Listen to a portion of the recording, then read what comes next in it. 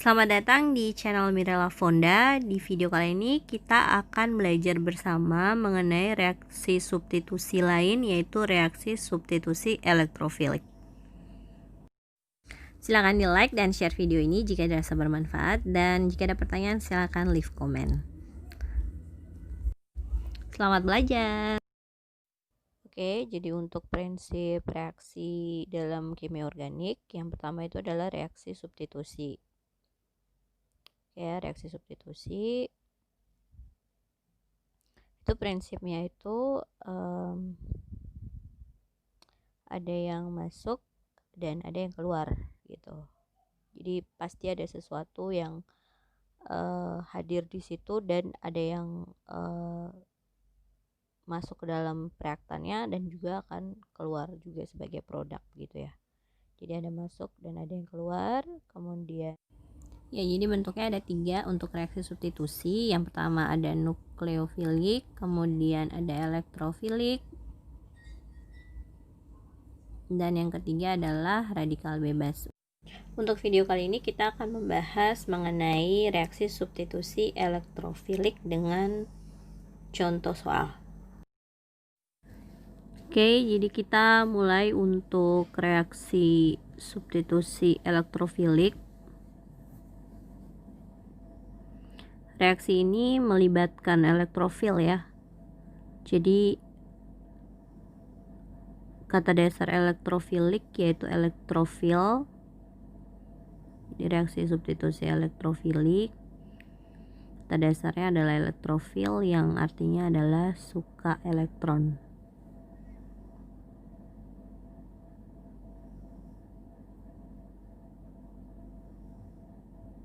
Atau keadaannya itu bermuatan negatif di daerah senyawa tersebut gitu ya.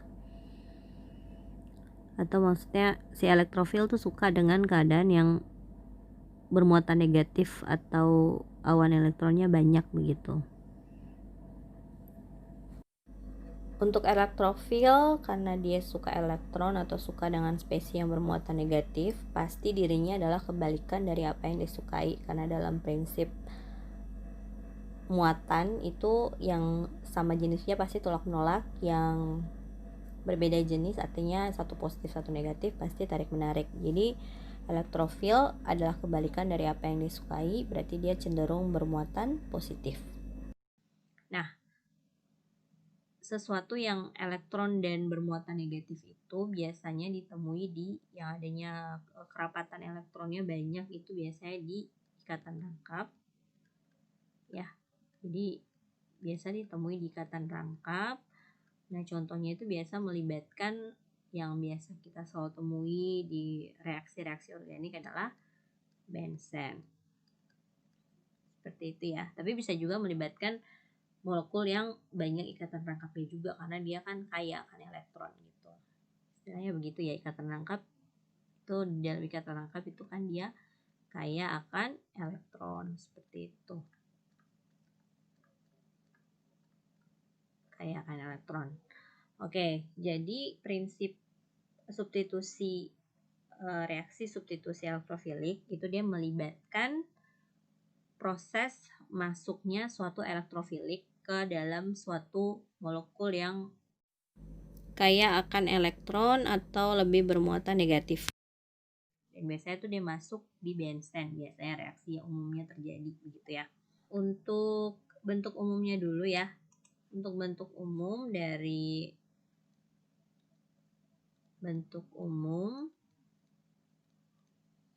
reaksi substitusi elektrofilik ini, kalau kita melibatkan bensen ya. Bensen berarti bentuk umumnya itu biasanya bensen ya. Bensen gini, dia terlibat dengan sesuatu elektrofilik gitu ya. Jadi pasti muatannya adalah begini ya. Saya menulisnya P+, tapi bukan proton, tapi dia lebih dinyatakan dalam satu P+ atau elektrofilik lah. menjadi sesuatu gitu ya. Ini untuk bentuk umum dari reaksi substitusi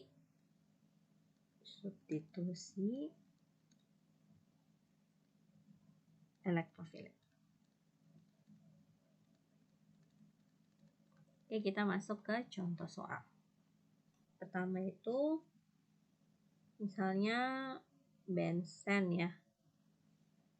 Contoh yang pertama itu misalnya si bensen itu berikatan dengan Cl2 dengan katalis FeCl3, dia menjadi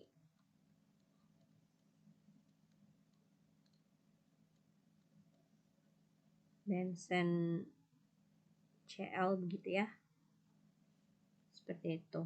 Nah, untuk mekanismenya pertama yang harus diketahui, mekanisme yang pertama itu harus katalis bereaksi dengan salah satu komponen dari reaktan. Di sini kan kita belum melihat si elektrofilik itu yang mana, berarti kan pasti dia harus bereaksi dengan sesuatu Cl2 yang kita gadang-gadang dia akan menjadi elektrofilik dengan cara FeCl3 itu bereaksi dengan Cl2 menjadi FeCl4- ditambah Cl+. Gitu ya. Jadi ini yang nanti bertindak sebagai elektrofil. Seperti itu. Nah, langkah yang kedua adalah ketika elektrofilik sudah ada dalam lingkungan tersebut, berarti tinggal si bensen yang kaya akan elektron itu ya, yang kaya akan elektron sekali pada ikatan tangkapnya begitu. Di sini kan ada H ya, gitu. Nah, dia ditambah dengan Cl+, yang mana serang yang mana? Biasanya itu kan dalam mekanisme reaksi organik yang negatif yang selalu menyerang yang positif. Jadi jangan kebalik ya tanda-tandanya begitu. Jadi dari sini dia mengambil si Cl yang bermuatan positif. Jadinya kita akan mendapatkan si bensen jadi bermuatan positif ya, karena dia harusnya mengikat 1C mengikat 4, jadinya 1C mengikat ya 4 juga, cuman muatannya jadi ke bawah begitu maksudnya. Sini kan ada H, ini ada H, ini ada H, dan ini ada H, dan ini ada H dan Cl begitu. Nah, di sini kan ada FeCl4 ya dalam lingkungan larutan atau campuran tersebut. Nah, minus ini dia mengambil si H yang kelebihan di sini gitu. Kemudian yang ini turun ke bawah. Jadi kata nangkap juga gitulah ya. Nah, kemudian dia menjadi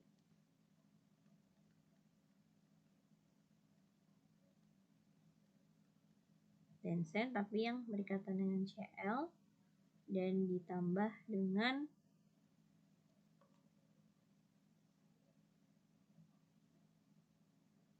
FeCl3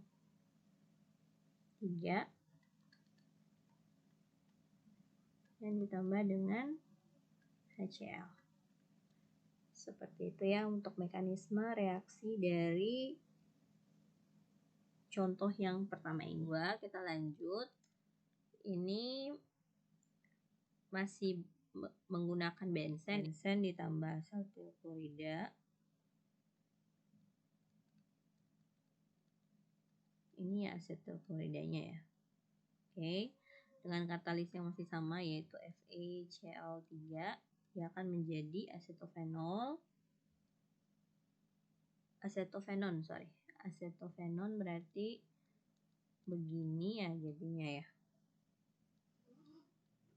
Jadinya COCH3.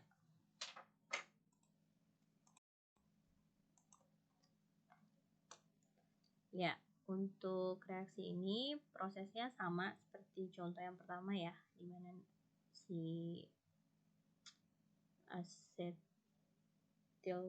kloridanya harus berikatan dengan katalis dulu, baru bisa menjadi elektrofil dulu, baru bisa diserang oleh si benzen ya. Prinsipnya seperti itu untuk reaksi substitusi elektrofil. Jadi harus elektrofil terbentuk dulu, baru bisa bereaksi dengan si yang kayak elektron itu ya. Karena di sini kan kelihatannya belum ada yang seperti muatan positif atau bermuatan positif atau elektrofil seperti itu. Oke, langkah awalnya adalah jadi untuk mekanismenya berarti si asetil klorida bereaksi dengan FeCl3 dulu ya. Jadi CH3 COCl ditambah FeCl3 dia menjadi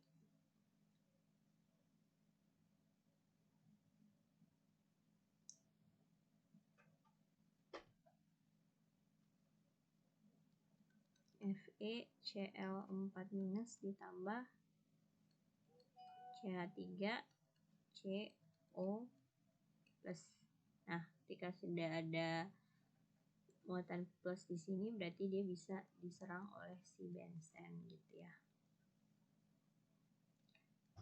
Oke.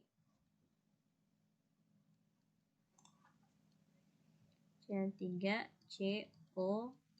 Nah, ini tertangkapnya ngambil di sini, ada muatan plusnya, jadinya benzen berikatan dengan ini ya. Sini ada H, terus ini ada C, ada O, terus ada CH3. Oke, sorry saya lupa ya mengertinya. Terus ada FeCl4- yang mengambil H dan ini turun menjadi kata tangkap sehingga menjadi acetophenone ya. Dia begini.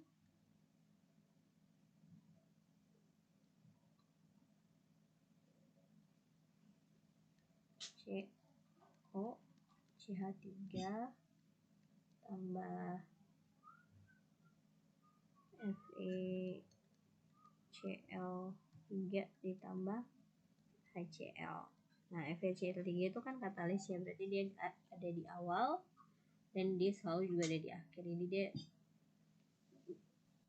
dia masuk sebagai dirinya sendiri, dia juga keluar sebagai dirinya sendiri, tidak berubah diri menjadi bentuk yang lain seperti itu ya. Jadi dia hanya terlibat sebagai katalis dalam reaksi, tapi dia tidak menghasilkan dirinya yang baru, tapi dia tetap masuk sebagai dirinya dan dia keluar sebagai dirinya sendiri juga. Oke, untuk penyelesaian contoh kedua seperti ini. Oke, sekian video dari saya. Semoga video ini bermanfaat untuk mengetahui reaksi substitusi elektrofil. Terima kasih.